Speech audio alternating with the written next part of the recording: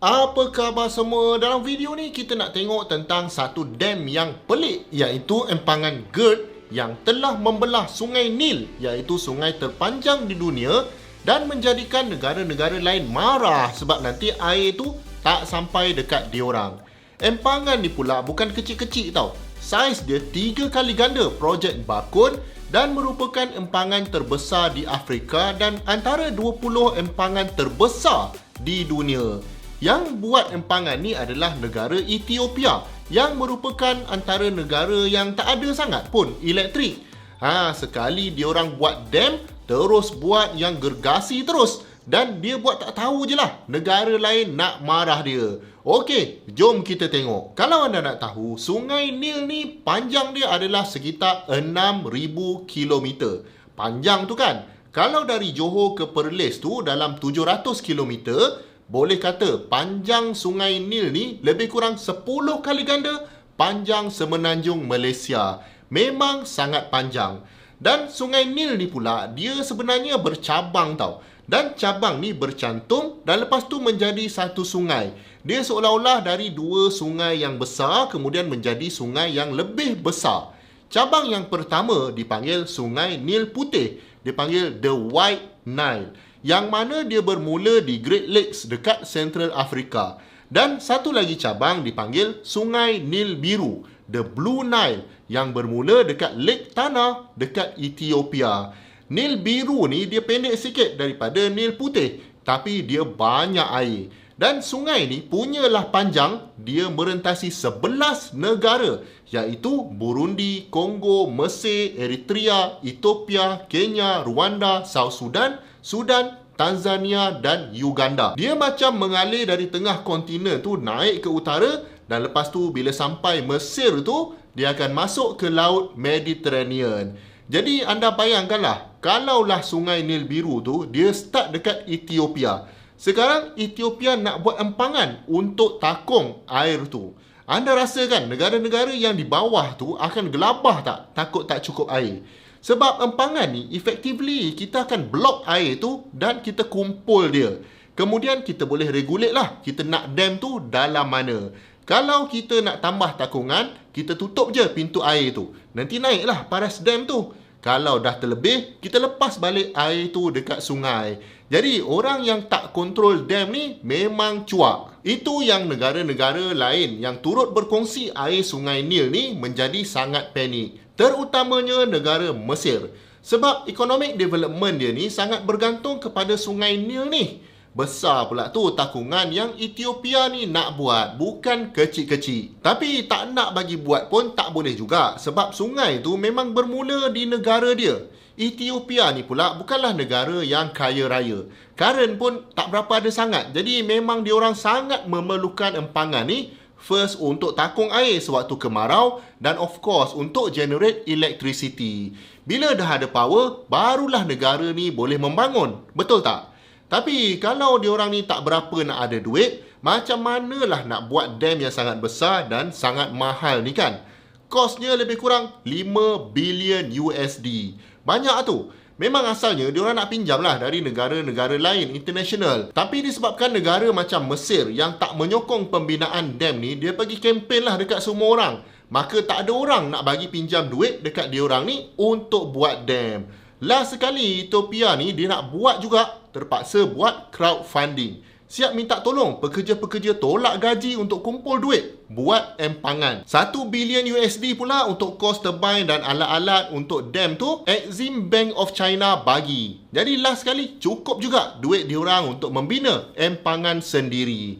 Disebabkan kesukaran untuk mendapat funding yang banyak untuk buat dam ni, ini juga menjadikan projek GERD ni macam satu kebanggaan nasional lah.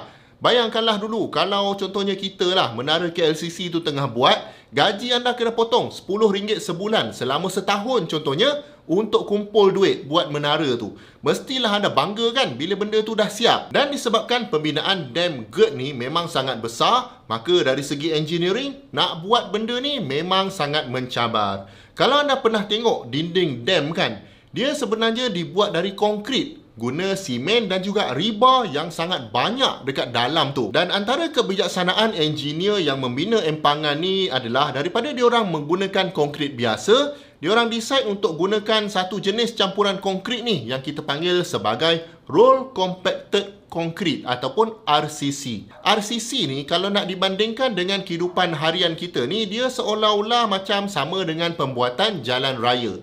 Mula-mula campurkan konkrit tu, diorang lapiskan layer by layer dan seterusnya dimampatkan menggunakan roller sebelum konkrit tu keras. Teknik macam ni walaupun agak pelik lah untuk tuang banyak-banyak, tapi sangat sesuai untuk manage haba yang terhasil. Mana datang pula haba ni kan? Konkrit ni kalau anda tuang dia, bila dia nak cure menjadi keras tu, proses ni bersifat exothermic, yang mana dia akan membebaskan haba ke persekitaran. Jadi, kalaulah kata diorang nak buat dinding setinggi 175 meter, macam dinding GERD ni, sebelum tu 175 meter tu lebih kurang tinggi bangunan 60 tingkat tau. Jadi kalau main tuang je, memang haba tu akan terkumpul dan jadi sangat panas. Kesan dia adalah adanya kemungkinan untuk dinding tu crack di sebelah dalam dia. Jadi walaupun dia crack, tak ada orang nampak. Itu yang menakutkan. Jadi walaupun teknik RCC tadi agak slow, tapi diorang guna juga supaya haba tu manageable dan tidak berlakunya crack. Sebab kalau dinding empangan crack, lain ceritanya nanti. Betul tak? Ini pun sebenarnya menjadi satu kerisauan kepada negara-negara di sepanjang sungai ni. Sebab kalaulah tiba-tiba dam ni rosak, terpaksa lepaskan air, memang akan berlaku banjir besar-besaran. Kalau roboh lagi, memang lagi teruklah kesan dia. Ini pun diorang takut kalau ada gempa bumi. Tapi sekali lagi, nak halang-halang Ethiopia buat empangan dia sendiri, dekat negara dia sendiri, guna sungai yang start dari negara dia sendiri, pun tak boleh juga. Lagipun memang rakyat Ethiopia ni memerlukan sumber tenaga untuk generate electricity. Kalau anda nak tahu, negara kita contohnya, tenaga elektrik yang kita dapat dari hydro dalam 20% sahaja. Banyaknya kita bakar arang batu dengan natural gas. Tapi di Ethiopia, hydropower ni menyumbang lebih dari 90% tenaga elektrik dekat sana. Pendek kata, diorang macam tak ada option jugalah. Memang nak kena bina dam juga. Menurut kajian saya, negara Ethiopia ni, dia banyak kawasan tanah tinggi dan ada 9 river basins dekat sana. Pendek kata, dia duduk di elevation yang tinggi dan air memang banyak dekat sana. Air di tanah tinggi ni special sikit sebab tanpa ada apa-apa effort pun, memang air ni dah ada potential energy yang sangat banyak. Potential energy ni lah yang boleh di-convert kepada velocity untuk hentamkan dia dekat turbine untuk generate electricity. Kemudian untuk negara yang tak banyak modal, maka nak gali bawah tanah untuk cari fossil fuel pun agak susah. Tak senang nak extract minyak dekat situ. Dan nak import minyak dari luar negara pun susah sebab memerlukan modal yang besar. Dan mata wang Ethiopia ni, iaitu Ethiopian Birr, adalah antara mata wang yang paling lemah, especially dekat area Sub-Saharan Afrika dekat situ. Jadi itu tak boleh, ini tak boleh. Itu yang last kali dia buat je lah dam tu, walaupun jiran-jiran dia marah. Kiranya sekarang power dah ada, diorang dah start pun operation dam ni pada hujung tahun 2025, dan dengan power yang banyak macam ni, cabaran seterusnya adalah untuk membina infra untuk make full use segala power yang diorang dah ada sekarang. Benda ni jadi besar sebab tak ada orang sangka yang negara macam Ethiopia ni tak ada duit sangat, boleh buat dam yang sangat besar. Jadi kalau anda dapat belajar something dari video ni, klik butang subscribe kalau belum. Jangan tonton banyak lagi video-video best dekat sini dengan dekat sini. Jumpa lagi di video yang akan datang. Assalamualaikum.